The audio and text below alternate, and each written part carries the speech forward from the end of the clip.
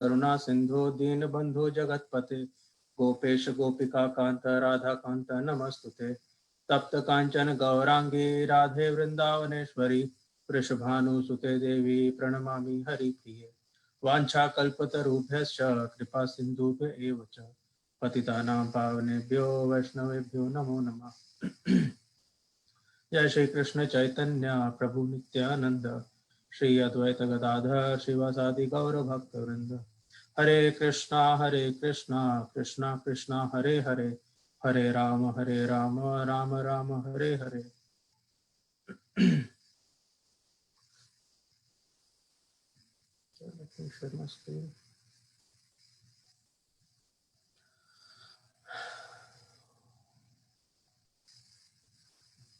Hare Krishna Prabhu, could you please activate the screen sharing?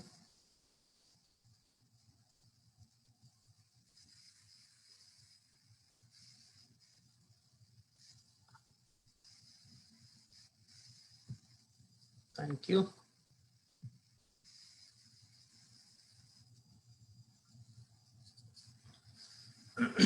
Okay, so we'll be discussing Bhagavad Gita chapter 16 verse number 17 today. Qualities, some of the demoniac qualities that this chapter is all Hare about. Krishna. Hare Krishna. Mataji. Hare Krishna. Welcome Mataji. Thank you. Yeah, so we are discussing the saintly qualities and the demoniac qualities. So I'll start with the verse.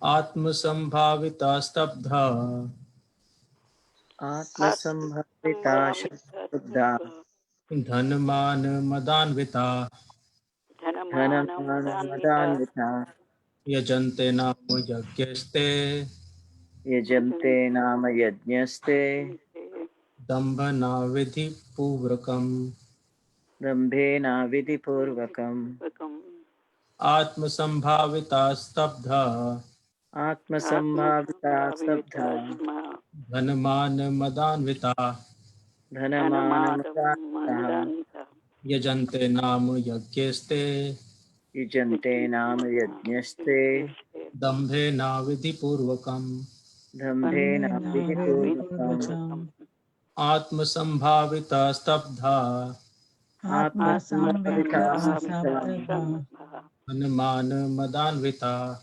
दानमानमदान्विता यजन्ते नाम यज्ञस्ते यजन्ते नाम यज्ञस्ते दम्भेन विधिपूर्वकम् दम्भेन विधिपूर्वकम्।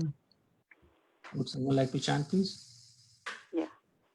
Atmasambhavita stabdha आत्मसंभाविता स्तब्धा dhanamana saman dambhita धनमानमदान्विता यजन्ते नाम यज्ञस्ते यजन्ते नाम यज्ञस्ते दम्भेन विधिपूर्वकम् दम्भेन विधिपूर्वकम्।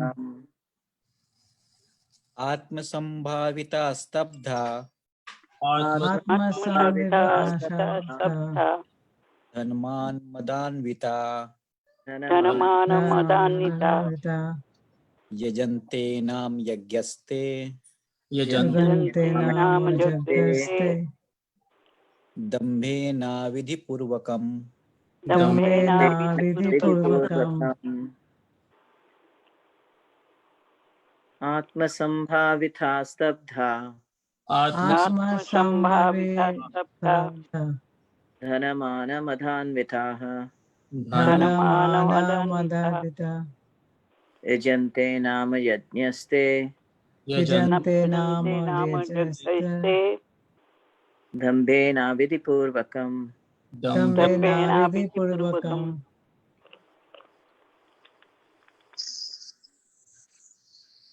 Okay, we'll start with the synonyms. Atmasambhavita, आत्मसंभाविता self-complacent. self-complacent Stabdha, स्तब्धा impudent. impudent, Dhanaman, Dhanaman, Dhanaman, of wealth and false prestige. of of wealth wealth and and false prestige, Mother, Mother, in the delusion. in the in delusion, Anvita, Anvita, absorbed. absorbed, absorbed, Yajante, Yajante, Yajante, they perform sacrifice. they perform sacrifice. Nam, Nam, in name only. In the in name only, Yagye, Yagye, Yagye, with sacrifices. with with sacrifice, sacrifices, A, they, Dambhena, Dambena, out of pride. out out of pride, Avidhi Purvakam, Avidhi Purvakam, Purvakam, without following any rules and regulations. without following any rules and rules and regulations. regulations. Translation by Rango Sisi Bhaktivedanta Swami Srila Prabhupada. Srila Prabhupada ki jai. Right. Self-complacent and always impudent, deluded by wealth and false prestige, they sometimes proudly perform sacrifices in name only, without following any rules or regulations. I'll repeat it one more time. Self-complacent and always impudent, deluded by wealth and false prestige, they sometimes proudly perform sacrifices in name only, without following any rules or regulations. Purport. Thinking themselves all in all, not caring for any authority or scripture, the demoniac sometimes perform so-called religious or sacrificial rites, and since they do not believe in authority, they are very impudent. This is due to illusion caused by accumulating some wealth and false prestige. Sometimes such demons take the role of preacher, mislead the people, and become known as religious reformers or as incarnations of God. They make a show of performing sacrifices, or they worship the demigods, or manufacture their own God. Common men advertise them as God and worship them, and by the foolish, they are considered advanced in the principles of religion or in the principles of spiritual knowledge. They take the dress of the renounced order of life and engage in all nonsense in that dress. Actually, there are so many restrictions for one who has renounced this world. The demons, however, do not care for such restrictions. They think that whatever path one can create is one's own path. There is no such thing as a standard path one has to follow. The word avidhi purvakam, meaning a disregard for the rules and regulations, is specially stressed here. These things are always due to ignorance and illusion. So here we are discussing the demoniac qualities. In some of the previous verses in this chapter, we discussed some of the saintly qualities, but now here the focus is Krishna is talking about the demoniac propensities, or the qualities that we all who are aspiring the path of Krishna consciousness should try to avoid. And particularly in this verse, as Prabhupada is highlighting, he's giving examples of a certain class of people which are extremely prevalent even today. I mean, several years ago they were prevalent, and even today they are extremely prevalent. The so-called false godmen, or self-acclaimed godmen, right? And as we could see, the world is full of such people, especially in India. I mean, we see so much news about such people all the time. They define themselves as God. They would behave as if they would sort of dress, or through their posture, out from their outwardly appearance, right? They want to show themselves as a saintly person, or as someone who is good, but actually their motives are entirely demoniac. And as Prabhupada is describing here, they are the ones who are misleading the masses, right? And most of the people also, in today's age in Kali Yuga, because people have subdued intelligence, they are not really intelligent, right? The primary objective is to enjoy the senses and sense gratification, right? They willingly go into their trap, and they in fact help in propagating that false propaganda of them being the God, right? So that foolishness, this business has been going on, and actually it has done a lot of damage, right? Because some of the people who may be genuinely interested, in spiritual practices, then get discouraged when they see such people who, I mean, from their outwardly sense, they are talking about scriptures, right? They are quoting from the scriptures, but they know nothing about it, right? But it sort of gives an impression that the scriptures themselves, from where these false demoniac people are quoting, are perhaps wrong, right? So it gives that kind of a feeling. So and it's not just in Hinduism, we could see it across the religious lines, whether it's Islam, Christianity. There is this kind of a propaganda, like a false propaganda going on in the entire world, and that is the most dangerous thing, right? And that's why we see Prabhupada is highlighting that aspect here, right?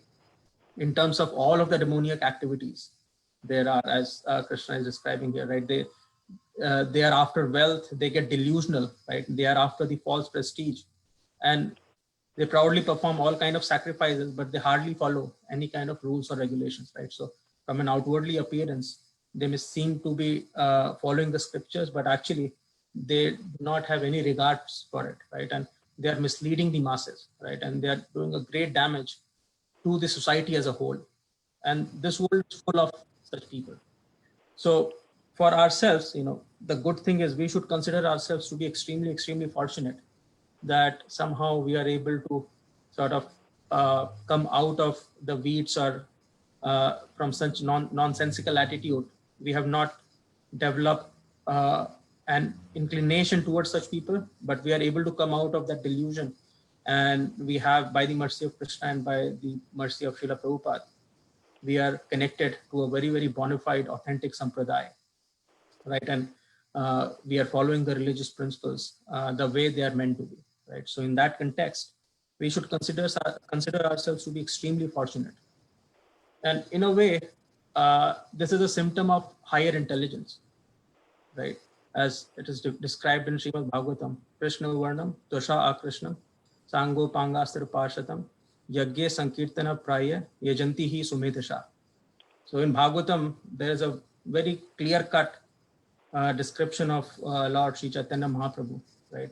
It was already predicted way back. Narad Muni already mentions that, Krishna comes, Krishna Varnam, Tosha Akrishnam. So although he's Krishna himself, right, but his Varn is Akrishna, because Krishna, as we know, he has his luster, he has a dark luster like that of a cloud, a rain-filled cloud. But Chaitanya Mahaprabhu, he has a golden complexion, right? So although he's Krishna himself, and Krishna in a way means dark complexion, so Akrishna means just the opposite of that. So although he's Krishna himself, he takes the appearance, he takes a golden form. So Krishna Varnam, Tusha Akrishnam, Sango Pangastra Parshadam, right? And he comes with his entire paraphernalia, as God or Krishna does whenever he comes to this planet, right?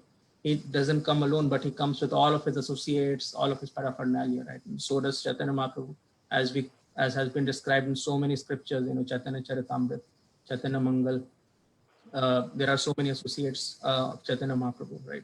So Sango Pangastra Parshadam, Yagye Sankirtana Praya, right? And the primary sacrifice that he'll be performing is Sankirtan or Sankirtan Yagya. So the preaching the names of the Supreme, right? And Sankirtan means congregational preaching or congregational chanting of the names of the Lord.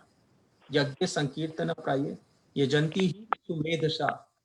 And people who will be following that sacrifice, who will be following his footsteps, or the followers of Chaitanya Mahaprabhu, will be the ones, only the most intelligent people. Yajanti hi sumedasha, right? So whenever in Sanskrit, whenever we add su as a prefix to any word, it essentially is a superlative, right? So medasa means the most intelligent one, but when you add su, it means intelligent, right? So it's like adding a superlative to the term intelligent. So only the most intelligent people of that age will be following the footsteps of Sri Chaitanya Mahaprabhu, right? So that has already been described. So people who are fortunate enough to be able to understand what Chaitanya Mahaprabhu has provided us or has preached, has given us, right? And all of the acharyas in that lineage, we should consider ourselves to be extremely, extremely fortunate, right? Because it is very, very rare. And this has been clearly listed in Srimad Bhagavatam. Narad Muni himself is saying this, right?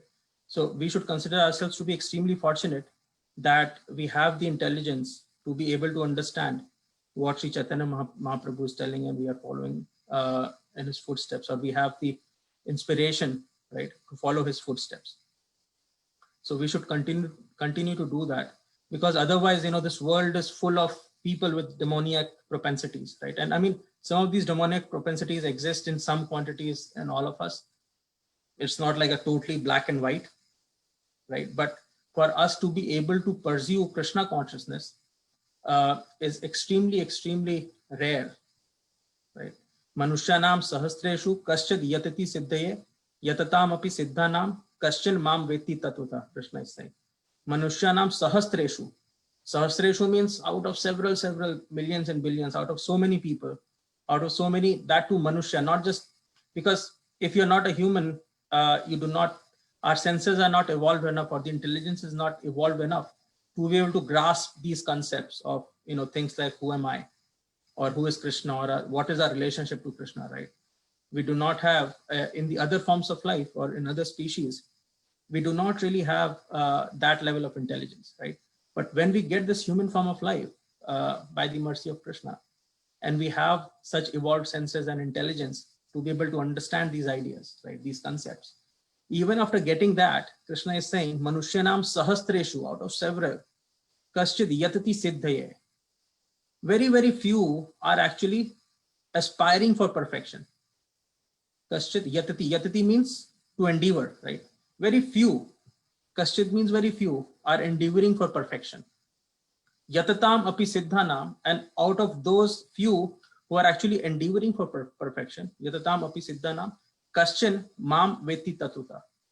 Very, very few, just a handful of people, they know who I am in tattva, or in essence, right? They actually know who I am. Very, very few, right? So we should consider ourselves to be extremely fortunate that by some arrangement, by the mercy of our acharyas, and particularly by Srila Prabhupada, we have been given this opportunity, right? And we should take it extremely seriously because this is very, very rare. I mean, Mahaprabhu came here hardly like 500, 600 years ago, right? So hardly any time has passed. And we still have, the Sankirtan movement that was spread by Sri Chaitanya Mahaprabhu. Srila Prabhupada, as an empowered messenger, he was able to preach it throughout the world. He traveled across the world in such a small duration and was able to spread this message all over the world. And otherwise, it would have been extremely difficult before Prabhupada did that and he established ISKCON. We couldn't have imagined to be sitting in the United States of America and chanting the names of the Lord, to be able to participate in celebrations like Janmashtami, just like the way we did, or Radhashtami, or to be able to attend Mangalarti, or to be discussing Bhagavad Gita, right? I mean, today in this crisis and coronavirus, we are utilizing this technology, Zoom. I mean, we could have done it. It's easy for us to connect with people all over the world, but it cannot really replace the physical association of the devotees, right? And the fact that we are able to get that physical association of the devotees, no matter which corner of the world we are, whether we are in Siberia or in Connecticut, we are getting this opportunity to be able to personally serve the deities, to be able to participate in such a beautiful program that has been established by Srila Prabhupada of Mangalarti, the chanting process, discussing the Shastras, Bhagavad Gita and Srimad Bhagavatam, partaking prasadam, right? All of these, it was, I just don't know how to describe it. I mean, it's so rare, and we should consider ourselves to be extremely fortunate that we are able to do this in this day and age and sitting in this country, right? So Krishna has been so merciful, right? And in particular, Sri Chaitanya Mahaprabhu has been so very merciful that he has provided us this opportunity to be able to do this, right? So we should hold it with both our hands and with our entire effort we should try and stick to it and make sure that we do what has been prescribed and attain perfection, right? Because we have very fickle mind, right? As Krishna is saying, chanchalam hi, as Arjuna was asking Krishna, right? Chanchalam hi mana Krishna. Our minds are flickering, right? They are always going here and there, right? So today we may be attached to practicing Krishna consciousness to a certain extent, but there is no guarantee that when we take the next birth, we will not get distracted, right? So we should take this opportunity extremely seriously and try to practice that without getting influenced by all sorts of people, who may have demoniac propensities in them in varying proportions, right? So we should not be misguided, because we often, when we speak to people outside of our congregation, outside of the devotee circle, many times, people say that, oh, I do not really want to pursue religion or spirituality because, all sorts of nonsense is going on in the name of spirituality, right? But then, the natural question is, this sort of a business is going on in every aspect of life. You would find there are quacks who are, who are portraying themselves to be as doctors, right? If you go many parts of the world, even in a country like United States, there are instances, people with fake degrees practicing medical science, and India, it's pretty common. In developing countries, it's pretty common. So, people portray themselves as someone who they are not, right? So this sort of a cheating business is going on, no matter what aspect of life do you take. But because it's going on there, we do not say that we will not go to a doctor, right? Or we will not pursue medical sciences, right? We never say that, because we consider that to be extremely important. But when it comes to understanding the basic questions of life, right? Like why was I born? Who am I? Why am I suffering in this world, right? And what happens after I give up this body, right? These questions, which are extremely basic to our own existence, they have been totally forgotten, right? There is no impetus on it. And although they have been discussed in great detail in religious scriptures all over, but just because, we have few people who are doing nonsensical stuff based on these scriptures, people tend to ignore this aspect completely, right? Which is entirely foolish, right? Makes no sense. Because, as an individual, it is our responsibility to think about our own well-being. No one else can do it for us, right? So this sort of a herd mentality, we have to give that up, right? And that's what we should explain to such people, that this herd mentality eventually will not help us. We as human beings who have got evolved intelligence should be mindful of these very basic questions, right? And we should question these diligently. And eventually, Krishna himself would lead us to the right guru, right? To the right person who should then be able to impart us with the correct kind of a knowledge. But if the inspiration to go to a guru is just, so that, it's just more fashionable, right? If you just go for the sake of sense gratification, then of course you would be led into the trap, and, you would fall in the trap of pursuing a false materialistic so-called guru who would lead you, to a very bad situation or to a very bad position, right? So we should be extremely, extremely careful of that. And we should also attempt to guide people in general based on the Shastric evidence, right? So that's why it's important for us to have, pursue our own sadhana very diligently, because, our movement is a preaching movement, right? We are not really bhajananandis, right? As Prabhupada did, and as we see the current generation of ISKCON acharyas, right? Everyone is so diligently busy with preaching activities, right? My Guru Maharaj, he just turned 76, but even then, I see him traveling all over the world, and so is so many sannyasis in ISKCON, right? At a very ripe age, when people, we usually see, in the material world, people take retirement by the age of 65. They sit back at home very nicely. They have saved so much money for their retirement. We have been working right now, putting money in our 401k account so that we can have a comfortable life when we reach a certain age. But here we see our sannyasis, they don't care for anything. They do not care for their own health. They are traveling all over the world just so that they can take this message of Bhagavad Gita and Srimad Bhagavatam to the masses. And they are not getting anything out of it, right? The only motivation is because they have an understanding of who they actually are, and they understand their relationship with the Supreme Person. And because a saintly person is naturally kind, right? As we gain this knowledge, they're naturally kind to the fellow human beings, and they understand that eventually all of us are part and parcels of Krishna. As Krishna is saying, Mamai Vamsho Jiva Loke, Jiva Bhuta Sanatana, Manasasthani Indriyani Prakriti Sthani Karshati, right? So we are nothing but part and parcel of the Supreme Person, of Krishna himself. So because they understand that, they consider it their duty to go out and give this message to the masses, so that more and more people can understand their actual situation, their true position, and they can be attached, they can attach themselves to the absolute truth, to Krishna, right? So we should also try and play our part to the best of our ability. And the most important is to strengthen our own understanding, right? By following the footsteps, by understanding the instructions that are given to us by our acharyas, by our spiritual master. We should be very, very diligent and should take it very, very seriously. At the same time, avoiding falling into the trap of these demoniac activities, right? And that would naturally happen if we follow the instructions, right?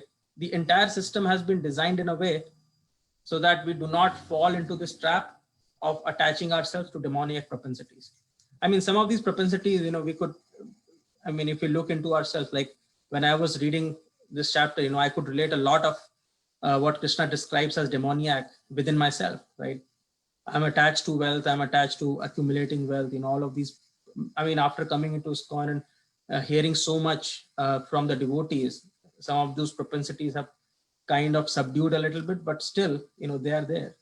And the entire reason is because, as Krishna is saying, the words that I just said, right? Mamai Vamsho Jiva Loke Jiva Bhuta Sanatana, Manasasthani Indriyani Prakriti Sthani Karshati. Although we are part and parcel of the Supreme Person, right? And the Supreme Person is Satchit Anand, right? He is naturally blissful, right? And we, being his part and parcels, are also aspiring for that happiness, for that absolute sense of happiness, right? Because we are his part and parcels. But because of our attachment to this material nature, right? Because we were envious to Krishna, we wanted to enjoy independently from Krishna, right? That was the root cause. And that's why this arrangement has been made. This material world has been created. Maya Dhakshena Prakriti Suyate Sacharacharam, as Krishna is saying, right? Under my presidentship or under my leadership, my material energy, or Maya Devi, Maya Shakti, is actually running this show, this material world. Maya Dhakshena Prakriti Suyate Sacharacharam Hetu Nanena Kaunteya Jagat Viparivartate, as Krishna is saying, right? So this arrangement has been made for all of us to facilitate that desire of enjoying independent of Krishna. But because we are so incapable, right? We are so insignificant that even for us to be able to enjoy independent of Krishna, we actually have to be dependent on Krishna, right? Because if Krishna did not make this arrangement, if Krishna did not make, if Maya Devi did not arrange this material world the way it is, right? For every little thing, we are dependent upon Krishna, right? So for the food grains, for example, right? Everything that comes, it comes from earth, right? We cannot produce anything on our own. If there was no sun, just imagine what would have happened. Or even for us to live, this oxygen, right? This air, we have to be dependent upon the material energy of Krishna, which is empowered by Krishna himself, right? And Krishna directly is saying also, right? Sarvasya chaham hridhi sannavishto matta smritim jnanam apohanam cha, Krishna is saying. So I actually enter into everyone's heart. Sarvasya chaham hridhi sannavishto matta smritim jnanam apohanam cha, Krishna is saying. It's because of me that we have knowledge, we are able to remember, and also forgetfulness, right? So all of these things are actually coming from Krishna. But we falsely think that it is us who are doing it. But from this verse, it becomes very, very clear that for our very basic existence, it is simply impossible for us to be able to sustain ourselves without the support that Krishna is providing, right? So just for that, for the facilitation of our desires to be able to enjoy independent of Krishna, he has arranged this material world, but still it has been arranged in a way that eventually it will lead to frustration, right? because there is no way for us to enjoy independent of Krishna. That's simply our foolishness, right? Simply not possible. And gradually, as we move through the 8.4 million species of life, birth after birth, we have been doing this day after day, birth after birth. We are trying to enjoy independent of Krishna, and eventually we get frustrated, right? So that point will eventually come when we get frustrated, and Krishna has been so kind that he has arranged so many devotees, people who actually understand that our existence is not independent of Krishna, but is entirely dependent upon him, right? So there are so many part and parcels of Krishna who understand that, right? And they come from time to time, and Krishna himself descends time to time, right? He's so kind because he's very much attached to all of us. He wants to reclaim us, right? And that's why, he comes time to time himself to tell us about himself. So Bhagavad Gita, he's essentially provided us the complete life memo.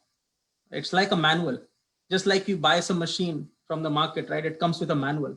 If you actually read Bhagavad Gita and you understand Bhagavad Gita, it actually looks like a complete manual for us, for the people who are leading the lives. And Krishna himself has given us that manual, right? So that's the importance of Bhagavad Gita. So out of his kindness, right, he does that. He comes to this material world.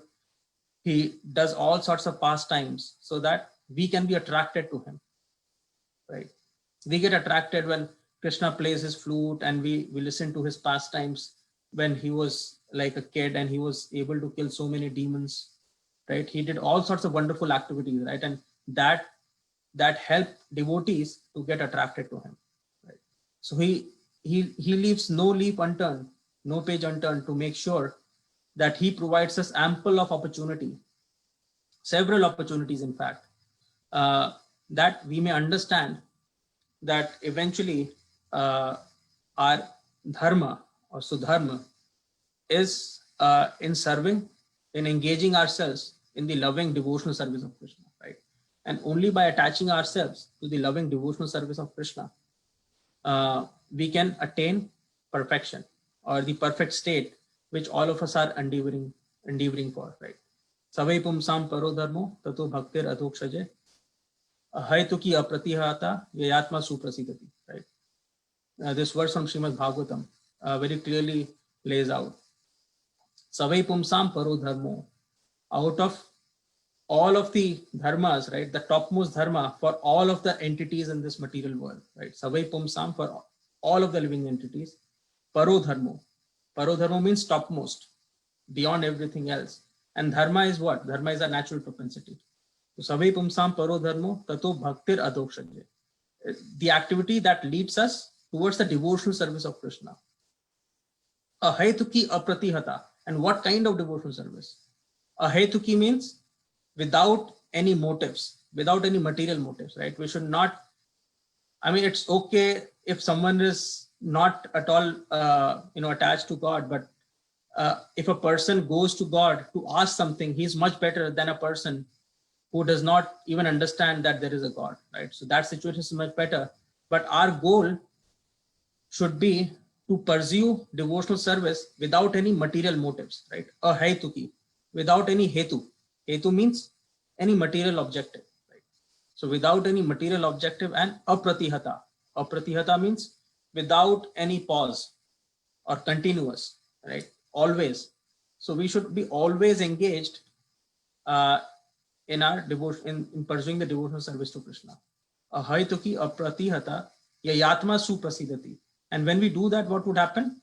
Yayatma suprasidati. Again, here, as I explained before, this word su, this prefix su means like a superlative, and prasiditi means satisfaction, right?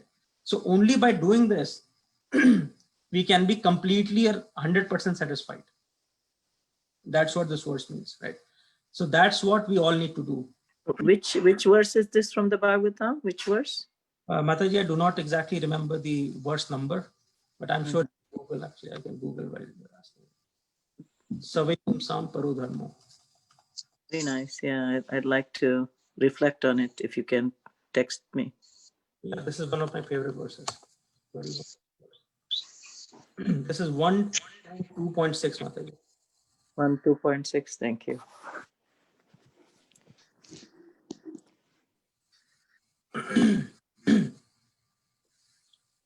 Yeah.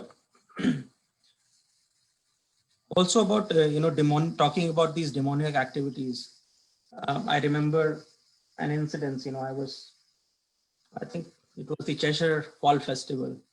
We went there for some book distribution, and there we were just telling people about the books and Prabhupada books and the benefits that they have. And then I came across one person, a Christian, and he asked me this question because I was going through a verse where we were discussing about these demonic propensities, and then he asked me, "This sounds like devil," because in Christianity they understand there is a God and then there is a devil. So he wanted to ask me whether we believe in devil or not. So I asked him, first of all, you have to explain to me what is a devil. So he told me devil means the exact opposite of God. So devil essentially is, in terms of the power or potency, is the same as God, but God is like a positive energy and devil is like a negative energy. So I told him, according to our scriptures, right, the only supreme person that exists is God. There is no one beyond God, and there is no question of anyone being equal or superior to God. And Krishna makes it amply clear in Bhagavad Gita. Right? He clearly says that there is nothing that exists beyond me. Matta partaram na anyat kinchit asti dhananjaya.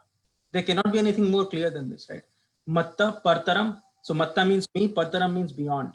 Na anyat, nothing else. Kinchit means not even a tinsel. Matta partaram na anyat kinchit asti dhananjaya. Does not exist, O Arjun. So beyond Krishna, he very clearly says that beyond me there is nothing, absolutely nothing. Mai idam sarvam protam sutre mani ganaiva. Just like we see a necklace, right? So we are looking at all of the beads, but we do not really see that there is a thread that is holding all of those beads together, right? So Krishna is essentially giving that example and saying that although everything that you see is actually resting on me, but I am not really visible, it does not mean that I do not exist. In fact, the only reason that those beads exist there is because there is a thread that is holding all of that together, right? So this entire manifestation, this entire creation, right, whether it's the spiritual world or the material world, exists only because of the potency of Krishna. And there is no question of anything being equal or beyond him. And at other place he is saying, Aham sarvasya prabhavo matta sarvam pravartate iti matva bhajante mam buddha bhava samanvita.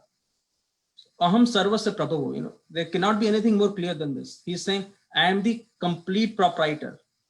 I am the proprietor of everything that you see or experience, may not see, everything that exists. Aham sarvasya prabhavo matta sarvam pravartate. And everything comes from me. Right? So it's amply clear in Bhagavad Gita that there is no question of anyone being equal or superior to God. He is the end, the final destination, the ultimate person, the ultimate authority, the superlative of everything that could ever exist, right? So there is no question of anyone being equal to him. So that understanding of devil, we do not believe. And according to our scriptures, it is not correct. It is not accurate. It's complete misconception. And I have read some Bible as well. And I've read about devil, but I have not really read that he is like the exact opposite of God.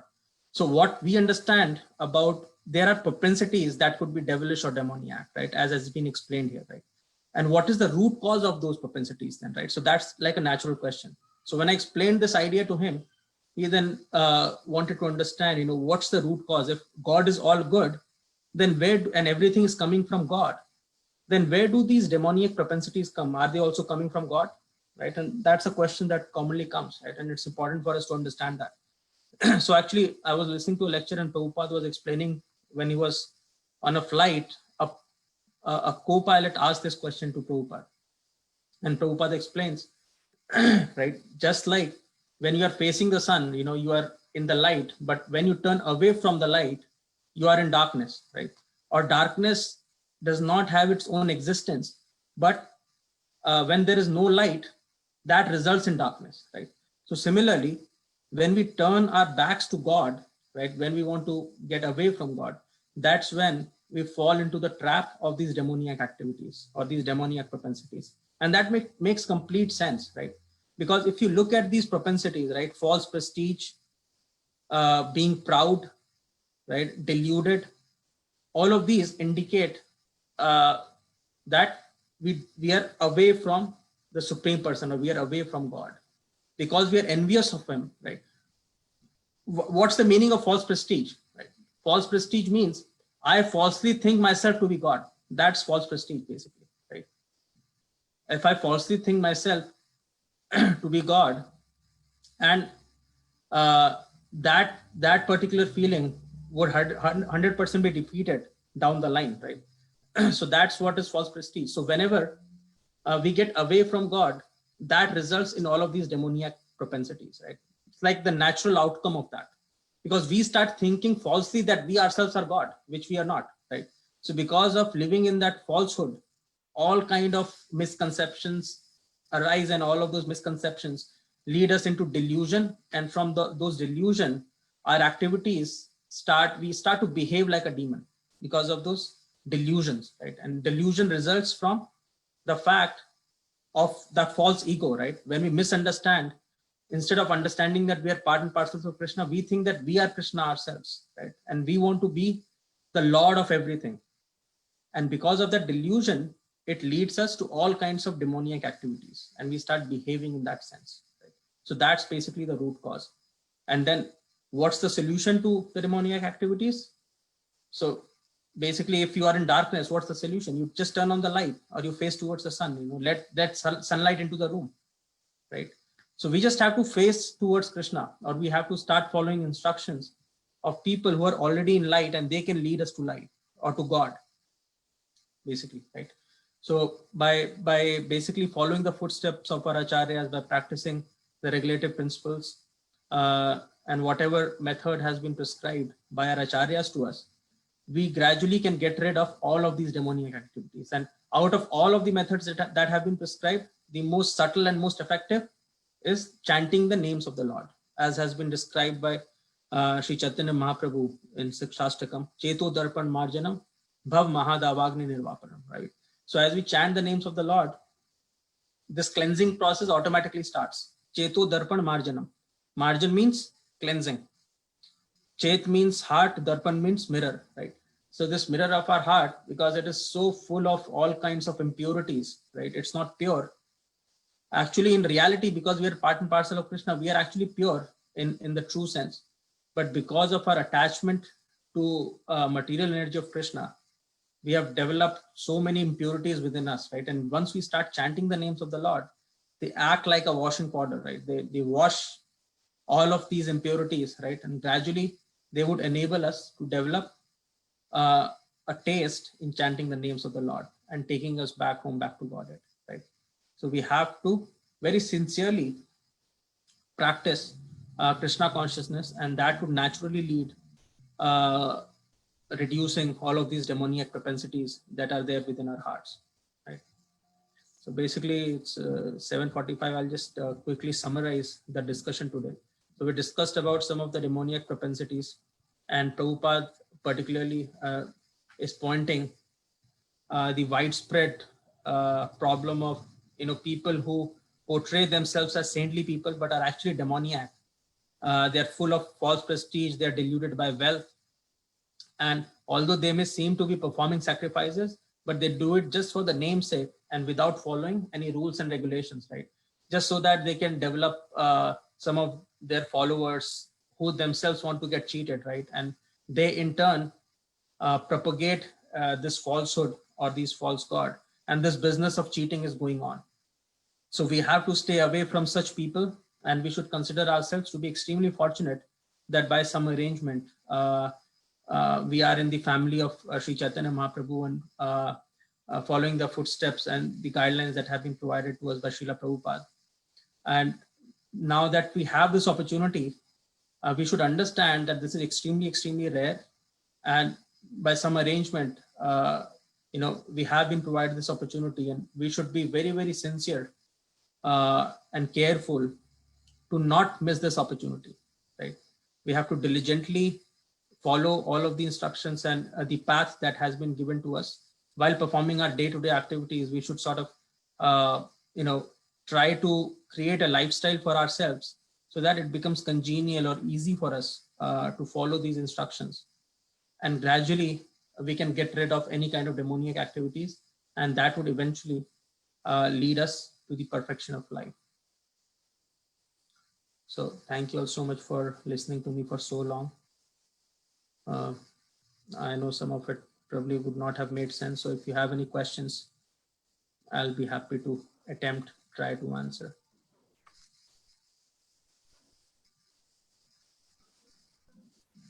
Very nice class, very clearly. Thank you, Mataji. Thank you. Thank you so much.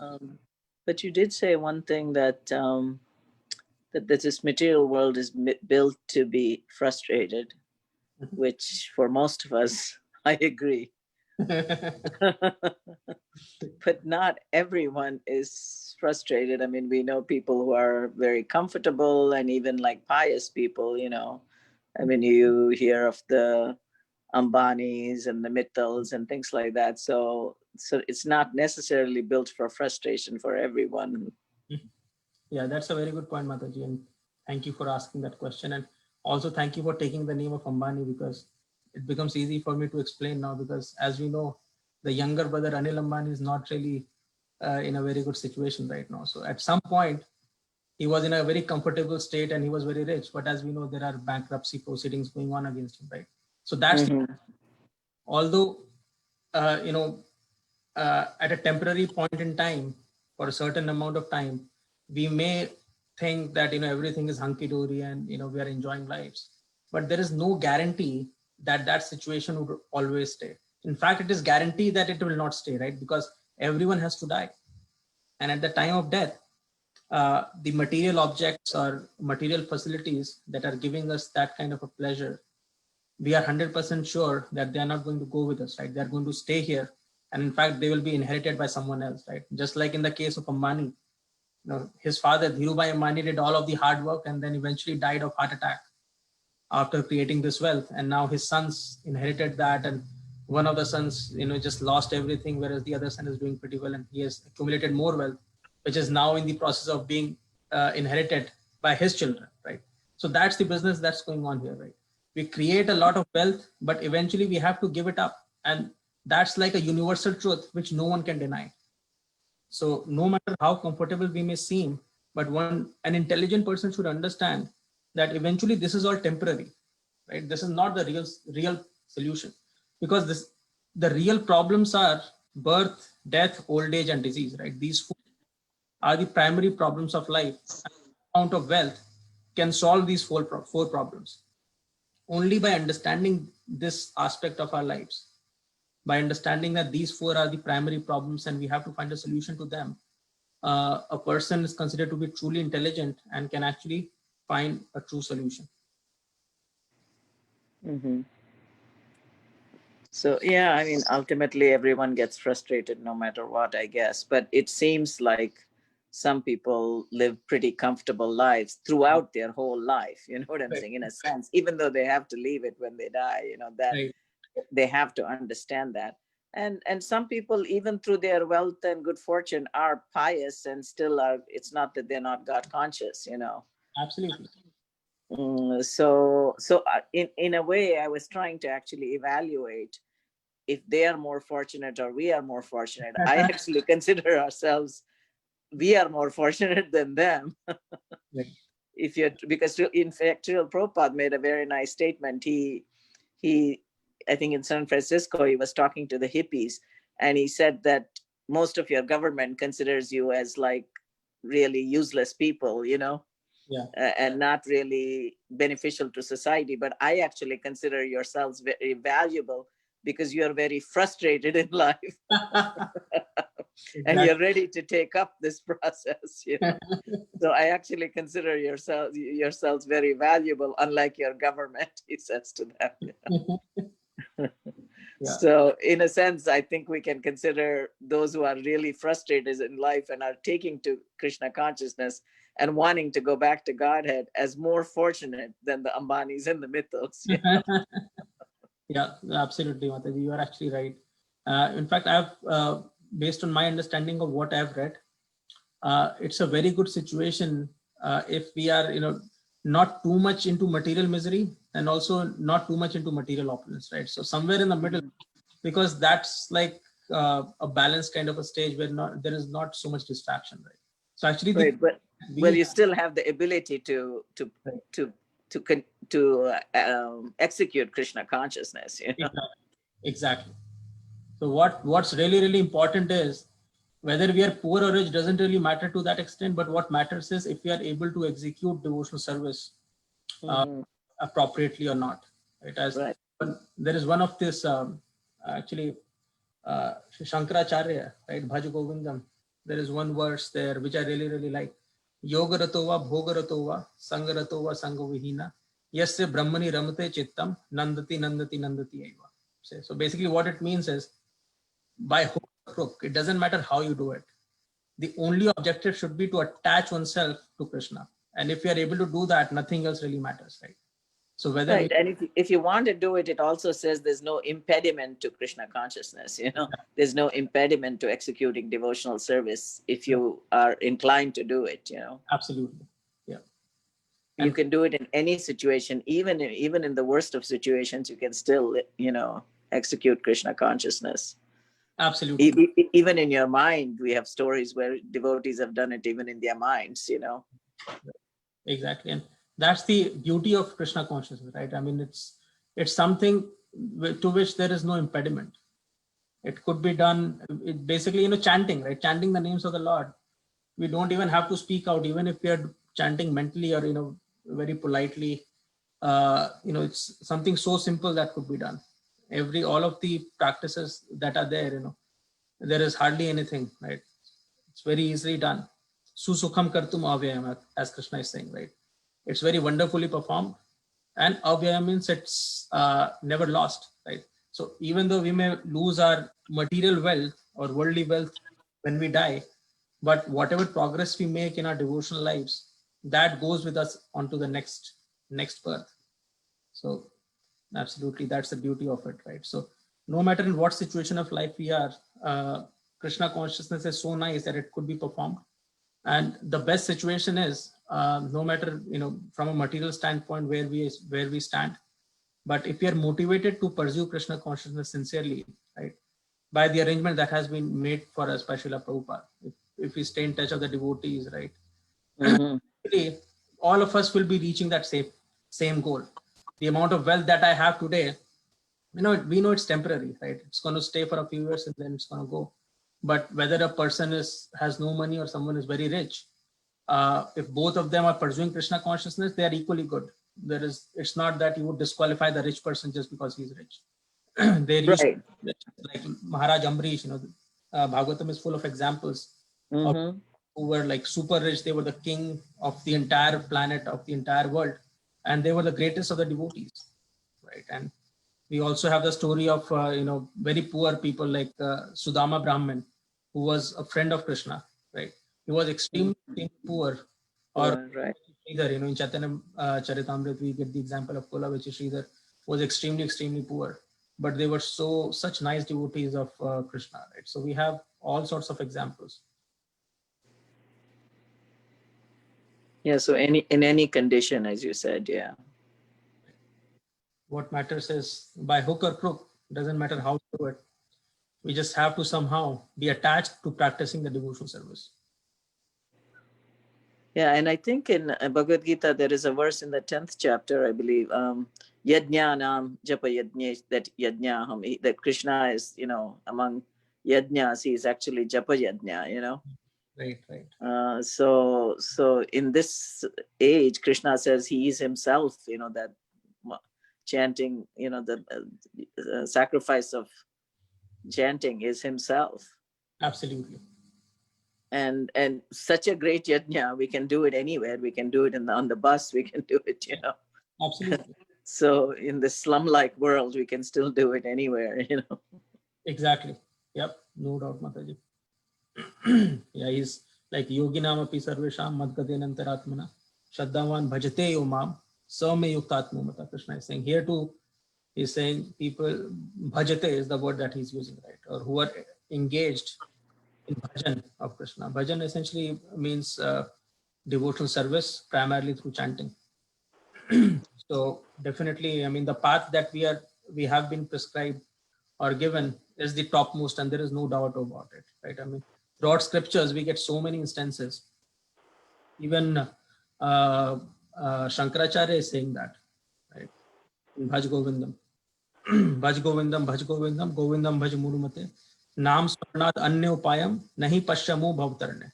This is Shankaracharya, who is known as the topmost impersonalist, is saying this, that other than chanting the names of Govind, there is no other way to attain perfection. Shankaracharya himself is saying, Bhaj Govindam, Bhaj Govindam, Govindam Bhaj Murumate, Naam Smaranat Anya Upayam. So other than remembering the names of God, Naam Smaranat Anya Upayam, Nahi Pashyamo Bhavatarne. There is no way to cross over this material ocean. This is something that Shankaracharya himself is saying. So what other evidence do we need to understand that chanting the names of the Lord is the topmost way to achieve perfection? And actually it is perfection in itself. Even when we get perfect, that's what we will still be doing, right? It's not that we will give up chanting and do something else. Mhm. It's the remedy and the destination. So path and the destination is basically the same. Yeah, and somebody has put in the chat that they don't have a proper mic, that we are fortunate to be born in this Kali Yuga where Chaitanya Mahaprabhu appeared, and so close to it too, you know. Exactly.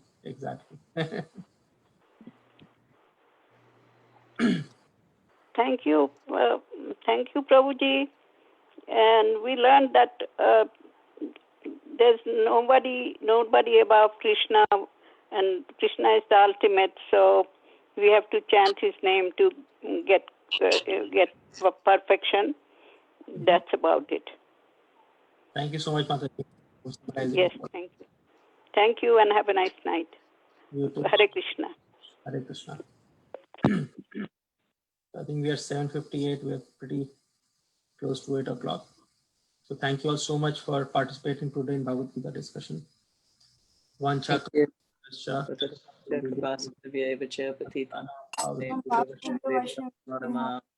Anant Koti Vaishnav Vrinda ki Jai.